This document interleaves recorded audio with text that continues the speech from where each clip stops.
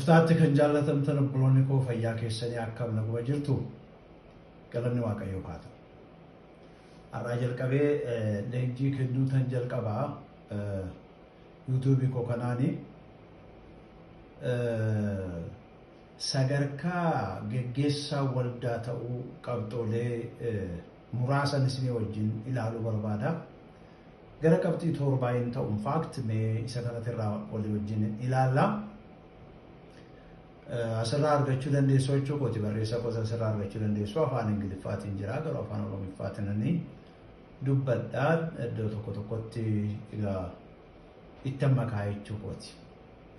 Maaliif barbaachise kaayyoo dhumti geggeessaa waldaa ta'uudhaaf qopheen dursu maaliif barbaachise jedhu gaaffii ta'uu danda'a. Qopheen dursuu waan barbaachisee fi isa asirran keenya barreessa kanarraa garuu waa isinitti dubbachuun barbaada. Waldaan Kiristoos biyya lafaa kanarra teenye hojii Waaqaa, hojii Kiristoos, barsiisa Kiristoos, kaayyoo Waaqayyoo, jaalala Waaqayyoo iddootti raawwannu, iddootti namoota barsiifnudha. Iddoon sun waldaanii iddootti namoonni dukkana keessaa gara ifaatti dhufanidha. Iddootti namoonni du'a jalaa ba'anii gara jireenya bara baraatti dhufanidha. Iddootti namoonni araara Waaqayyoo shaakalan, dhiifama jaalala Waaqayyoo shaakalanidha. Iddootti namoonni lammaffaa dhalatanidha. Iddootti namoonni kaayyoo uumamaniif maaliif Waaqayyo akka isaan uume iddootti namoonni baranidha. Kanaaf iyyuu geggeessaa waldaa kiristaanaa ta'uun akkuma geggeessaa dhaabbata tokko ta'uu profeshiniidhaan barumsa baranneen ta'uu hin danda'u. Isteeppii mataasaa yookaan sadarkaa mataasaatii qaba. Geggeessaa waldaa kiristaanaa ta'uudhaaf. Isteeppoolii kana yoo irra utaalle yookaan otoo hin ta'in yoo hafe jireenya keenya keessatti otoo isteeppoota kana hin deemin yoo geggeessaa waldaa kiristaanaa taanee argamne rakkina uumsina. Amma iddoo baay'eetti rakkinni kan uumamu sana. Iddoo baay'eetti kan uumamu rakkinni sana. Kanaaf iyyuu isteeppoota kana keessa darbuun baay'ee barbaachisaadha. Ilaa amma yoo warra kakuu moofaas fudhattanii isteeppiima kana keessa darban isteeppii amma dubbannu yookaan sadarkaa amma keenyu kana keessa darban gara kakuu haaraattis yoo dhuftanii isuma isteeppootuma kana keessa darban. Seenaa waldaa kiristaanaa keessattis yoo agartanii isteeppootuma kana keessa darban. Kanaafidha macaafi qulqulluun gooftaan keenya Yesuus Kiristoos amma Great Commission jennu kana Maatiyoos boqonnaa 28 lakkoofsa 19 qabee amma 20tti sagaleen jiru dhaqaatii namoota barsiisaatii duuka buutota tokko godhaa jedhamee gooftaan keenya Yesuus Kiristoos. Amma namoota duuka buutota gooftaa keenya Yesuus Kiristoos gochuudhaaf yookaanis geggeessaa waldaa gochuudhaaf isteeppii kana keessaa dabarsuun baay'ee barbaachisaadha. Macaafa qulqulluudha hundeen keenya kanaaf macaafa qulqulluudha. Macaafa qulqulluu irratti hundoofnee goona waan goonu. Macaafa qulqulluu irratti hundoofnee hin goonu yoo ta'e dubbiinsaa xinnoo rakkina uumsa. Itti seensamee qabxoolee sadan tokko isinitti dubbadha. Geggeessummaa waldaa kiristaanaa waan gara biraa otoo hin ta'in waamicha irratti hundaa'a. Waamichaa irratti hundaa'a. Akkanaa achi waa'ee iddoo dhaqanii qabachuu waa'ee achi keessatti geggeessaa ta'uu miti. Amma yeroo baay'ee nan dhagaa isa Phaawulos Xiimotewosiin jedhu sana namni geggeessaa waldaa kiristaanaa ta'uu yaadu hawwu waan gaarii hawwaadha. Inni hiika bada yeroo baay'ee hiika bada amma nan dhaga'anii ani iddoo kanatti nan danda'a, iddoo kanatti na filaa, iddoo kana na kaa eeguu jedhanii namoonni ijuma baasanii dubbatan nan arga. Garuu jireenya isaa, kwaalitii isaa hin qaban. Jechi iddoo sanatti jedhu Phaawulos wanta inni jechuu barbaade waa'ee waamicha Waaqayyoo waldaa kiristaanaa keessatti Waaqayyo nama waamu isaati malee namni lafumaa ka'eetu ani gaggeessaa waldaa kiristaanaan ta'a jechuu hin danda'u. Kun faallaa macaafa qulqulluuti. Kanaafiyyuu maal irratti hundaa'a jechuudha? Inni tokkoffaan waamicha keenya irratti hundaa'a jechuudha. Waaqayyo waldaa kiristaanaa akkasiin geggeessitan, saba Waaqayyoo akkasiin geggeessitan isin waameera moo isin hin waamne? Isarratti yaaduudha. Ammas ta'anii ilaalu. Waamicha kana qabamoo hin qabu? Beeka ammaan jireenya koo keessatti beeka maal akkan qabu, maaliyyoon tajaajile hafuurri koos akka gammadu, jireenyi koo akka gammadu, namoonnis akka isaan gammadan, ani isaanitti gammadanii ani beeka kana. Gaafa waamicha keenya addaan baafnee barruu iddootti dhaqnee gallu beennaa jechuudha. Amma buloonii akka bulooniitti han fudhaan kan. Bulooniin amma lakkoofsa mataasaa qaba miti. Bulooniin lakkoofsa mataasaatii qaba, boolla mataasaatii qabaaf sanaaf hojjetan. Buloonii isaa lakkoofsa tokko lakkoofsa lama irratti hidhattanii gashuu hin dandeessan, hin fudhatu. Boolluma isaatu isaaf hin uumamne jechuudha. Safaruma isaatu isa miti jechuudha. Kanaafiyyuu namni waamicha isaa addaan baasee hin beekne, akka buloonii kanaa boolla isaa malee galuu barbaada jechuudha. Iddootti toshamee fi ala galuu barbaada jechuudha. Ofiis hin balleessaa, namas hin balleessa. Warra amma waldaa kiristaanaa keessatti geggeessaa godhanii of muudanii, istiraakchariitti waa'ee ba'anii, seeratti waa'ee ba'anii, keessumatti immoo warra bootti ta'anii boottiidhaan dhufan, sagaleedhaan warra dhufan kana yoo ilaaltanii isaanii nama jaarratanii boot godhamanii yookaan sagaleen kennameefitu garaa geggeessummaa dhufu. Hinunkuruugaa waldaa kiristaanaa raasu, dhiphisuugaa kaayyoo isheetiif otoo hin ta'in fedhii namaatiif waldaa qopheessu. Kanattuu waldaan biyya lafaa keessatti kufti beektu amma sajechaa Amaariffaatiin haasaa gumaatu ka cinqillaatu jedhan. Liidarshiippii waldaa bannaan waldaan baduu danda'a. Gooftaan Yesuus Kiristoos maal jedhee geggeessaan rukutaa addasii booddee karra sanan tamsaasa jedha.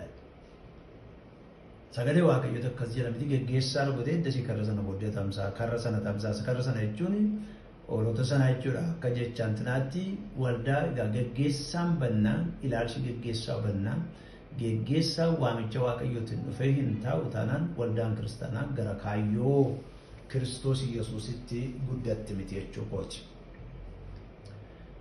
Akkasin baay'een hordoftan nan barbaada dhugaama dubbachuudhaa fi gaggabaabsee isinii dhiyeessa. Mee waa'eema waamicha kanarra utuu hin darbiin achi jalqaba isiniin jedheera. Waa tokko isinii kaasa.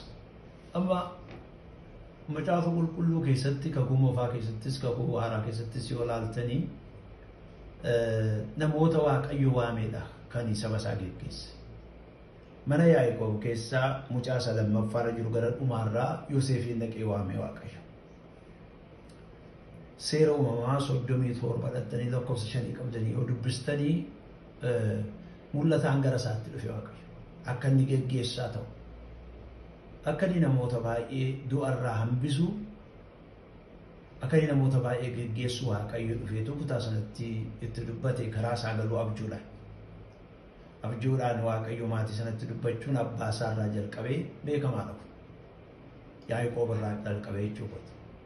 Yaaqoob abjuudhaan gara biyya ba'aa gara Sooriyaa dhaqee, abjuudhaanis immoo achas deebi'ee gara biyya isaattis waggaa 20 booddee gale jechuudha.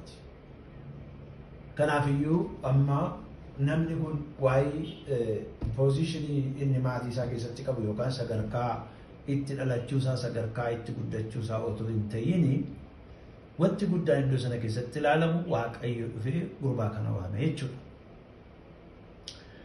Amma egaa waamichiyyuu mataan isaa immoo edda waamamne kanayyuu immoo of eeggannoo akka barbaachisu macaafa qulqulluun nu barsiisa. Fakkeenyaaf yoo dhattanii Saamu'eel isa duraa boqonnaa 10 boqonnaa 9 irra laaltanii amma tiraadishinii mootii barbaadu ture sabi sun.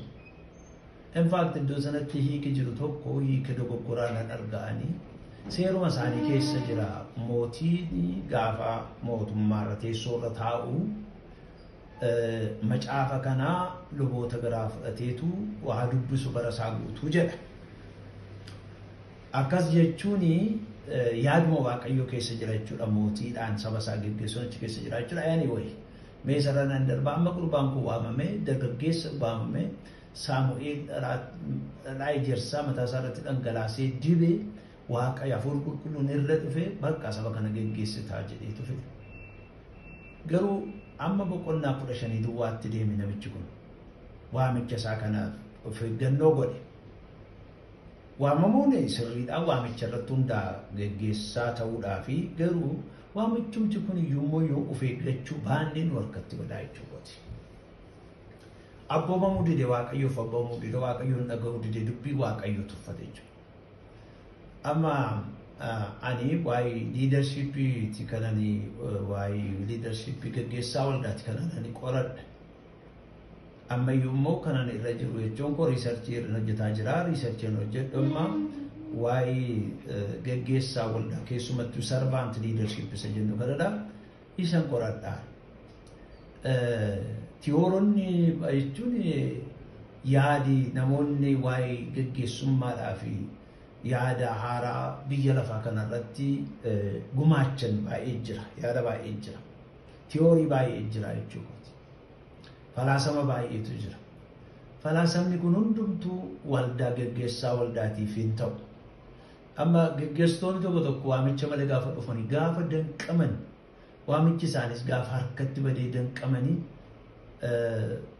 falaasama kana falaasama isaan baasu kanatti filatu falaasama isa biyya lafaa gara waldaatti fidachuudha. Kanaafuu inni jalqabaa qabxiin tokkoffaa irratti jechuudha qabxiin tokkoffaanii waamicha malee dubbii waa'ee poozishinii yookaanis waa'ee dhaqanii taayitaa qabachuu miti jechuudha. Inni lammaffaanii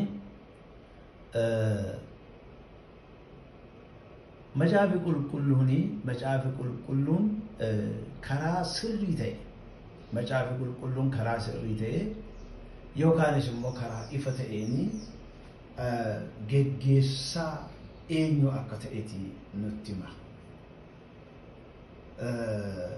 Geggeessaan eenyu akka ta'e geggeessaan kun maal akka fakkaatu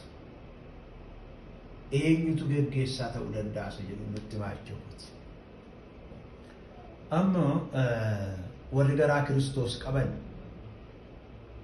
warri yaada Kiristoos qaban isaan kuni warri bu'aa mataa isaaniitiif hin deemne warri saba tajaajiluudhaaf bu'aa sabaa dursan saba tajaajiluu warra dursan warra kana geggeessaa waldaa keessatti ta'uu kan danda'an jechuudha. Ammasaa tokkoffaa kana jalatti kan nun ilaallachuu seensa kana jalatti kan nun ilaallachuu barbaadeetin. Gara biraan sadaffaan kana jalatti isin ilaaltanii waa'ee amalaa irratti waa'ee sarbaantuudii kanaa waa'ee amantiidhaan ta'uu kanarratti xiyyeeffannoo kennuutu nurra jira jechuudha.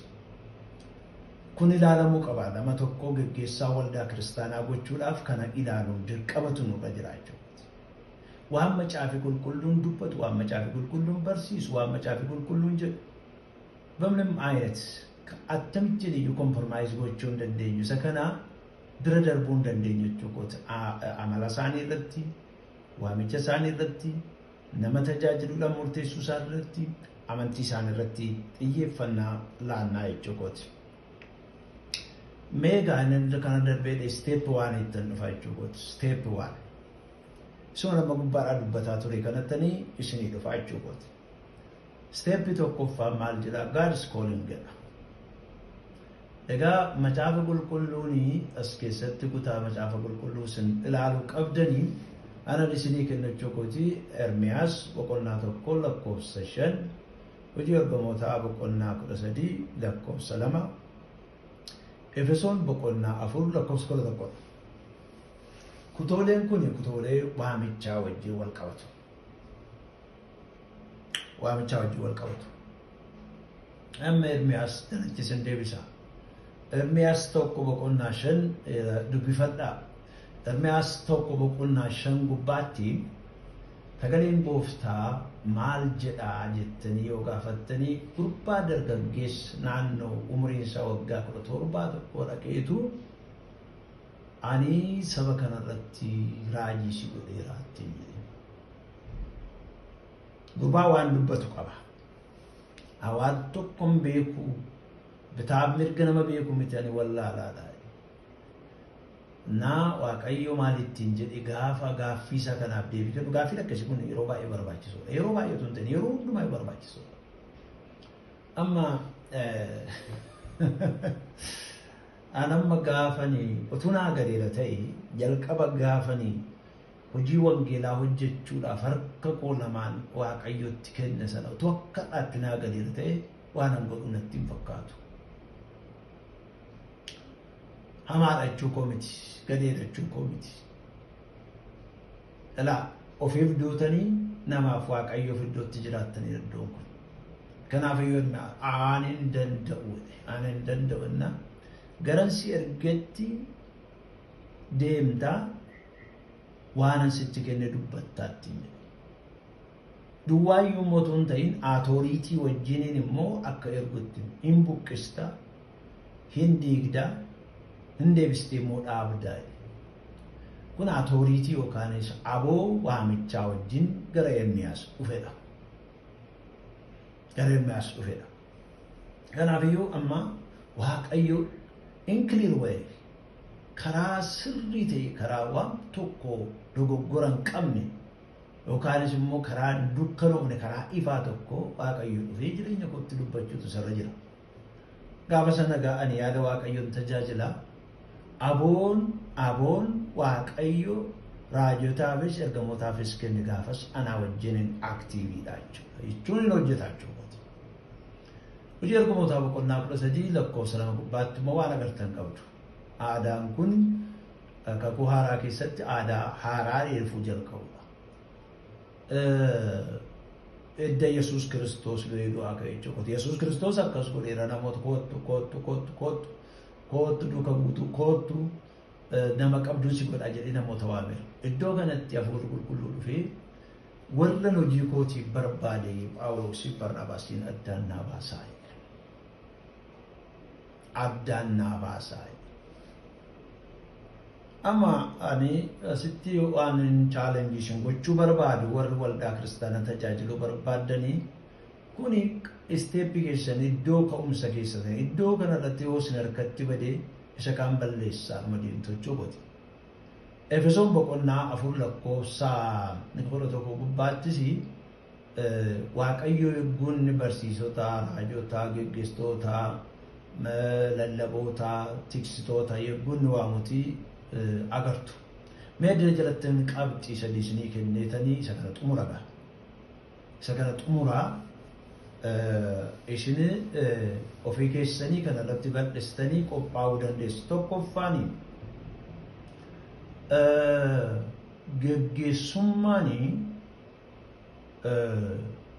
geggeessummaanii kan inni jalqabu fedha Waaqayyoof kakka'umsa Waaqayyo nu keessa kaa'urraa akka ta'etii nutti himaa jechuudha. Waaqayyo fedha isaatiif kakka'umsa nu keessatti uumsurraa eegalaa jechuudha. Amma kutaa kana dhattanii yoo laaltanii jeroonni kuni edda waamichi gara isaanii dhufee booddee waa'een jaalala Waaqayyo waa'een kakka'umsaas mootiveetiif ta'anii jeroonni kun. Kanaaf iyyuu anamma asirraa eegalala kana na hubadha. Amma gara leenjiitti dhufnaa gara tiyooloojii barachuutti yookaan sanaa wajjin kan wal fakkaatu barachuutti hin dhufna. Ammaaf garuu isuma bu'uura isaan isinitti dubbataa jiraa jechuudha. Achirraa dhufaa jechuudha. Lammaffaani waamicha keenya karaa ittiin adda baafnu kadhannaadhaaf waldaatu adda nu baasa. Kadhannaadhaaf waldaatu adda nu baasa. Maal jechuudha akkas jechuudha. Ammani isa kamitti waamame maal hojjechuutti waamame maaliif waamame isa jedhuufi egaa attamitti adda baafannaa yoo jettanii hin kadhanna yeroo fudhattanii kadhattu. Amma waa'ee ergamaa Phaawulos namoonni maal jedhu Damaasqoo irratti hojii ergamootaa boqonnaa 9 gubbaatti Yesuus Kiristoositti mul'ate ofuma isaatii. Maafna ariyattaa jedheetu anaan jedhee gaaffii isaaf deebii kenneetti mul'ate achi booddee isa jijjiirame. Namni kuni waggaa 10 ture jedhu beektonni seenaadha. Waggaa 10 qophee godhee jedhu. Kadhate yeroo fudhatee kadhate. Gurraacha Afrikaa tokkotu har'a gara waggaa 20 dura waldaan tajaajilu dhufe. Riisarchiidhaa fi BTH isaa barreessa ture digirii isaa jalqabaa teewooloojiitti fudhatee dhufe nama biratti hojjechuu dhufe. Afrikaatti jechuun nama biratti hojjechuu dhufe namicha kanaaf lallaba kenne. Gaafa lallaba kennuu fi ani cherchiitti dhaabadhee lallabuuf inni kuni nati waamicha tinaalaa'ooti kuni tajaajila tinaalaatti kun si jalqabaadhaan jedhe. Maal akkamiin jedhe nani ani namo professional adda biraa qabu ture kaampaanii tokko keessa hojjedhaa afur waaqayyo dhufe hojii kooti fadda baay'inaan jedhe yeroo kana argaa maal gochuun irra jira jedheetan yeroo qophee fudhadhee mee dubbiin kuni dubbii takkaa jalqabdanii tajaajilli waldaa kiristaanaa geggeessummaa waldaa kiristaanaa jechuudha. Takkaa jalqabdanii iddoo tokkotti diroop gootanii yookaanis keessaa baatan miti. Kanaafiyyuu mee yeroo fudhaatii kadhadha. Yoo nagaadha ta'e amma dhaloonni amma waan isaan godhan tokko wanti garaa koona tuqu jira.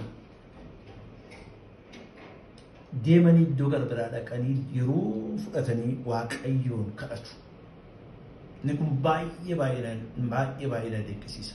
Mee waaqayyoo dura ture iddoo waaqoo si barbaade waaqayyoo dura ture iddoo kamti si barbaadedha.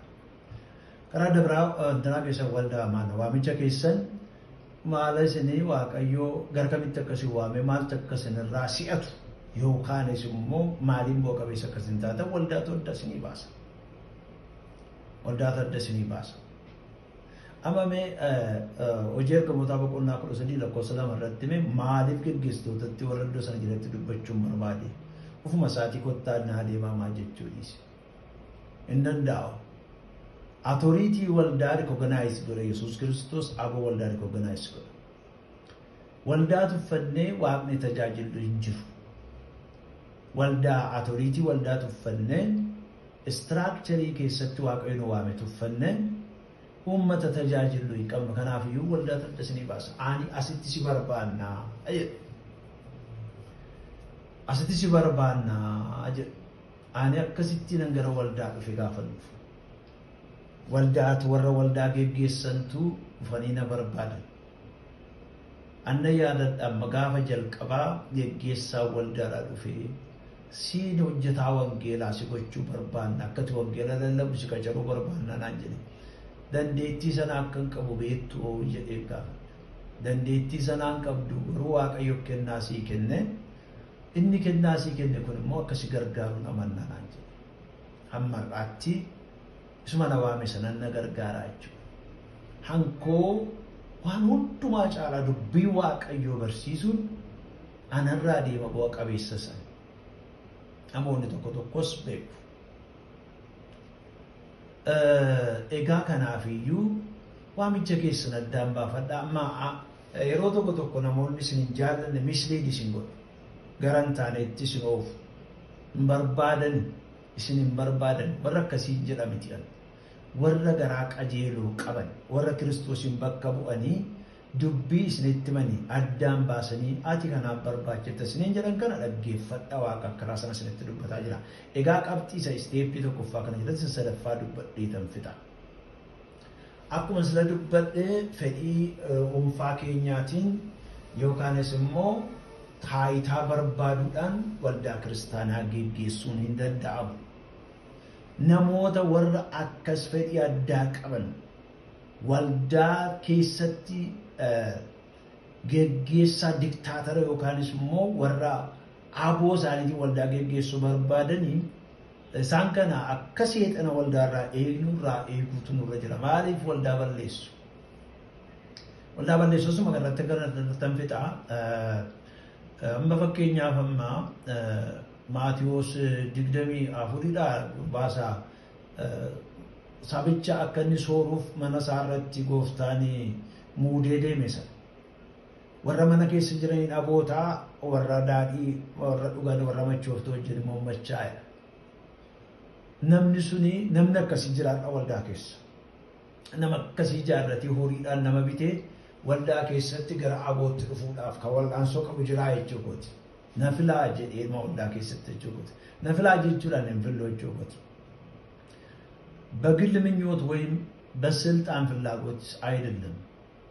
ፈዲዮ ፊቲፊ ዮካንስ ሞ ታይታ በርባዱዳ ሚት ላከስሙት ዋሚቸ ሳረን አበነ ዋዋቀዩ ሰከሰቶ ጀተረን አበነቱ ነመገረ ወልዳት ፍና አጀቹት ለንጂ ከና አይ ቲንክ ገዲ ፈገስነ ትፎምና ጋፊስ ስኔን ኤሳ ጋፊስ ነረት መሪያተን ስኔን ኤሳ ሲንፈየዳ Anamma kana hojjedhu maqaan koo luba beekumaa surraa jedhama. YouTube koo luba beekumaa surraa ittanii galtanii argattu.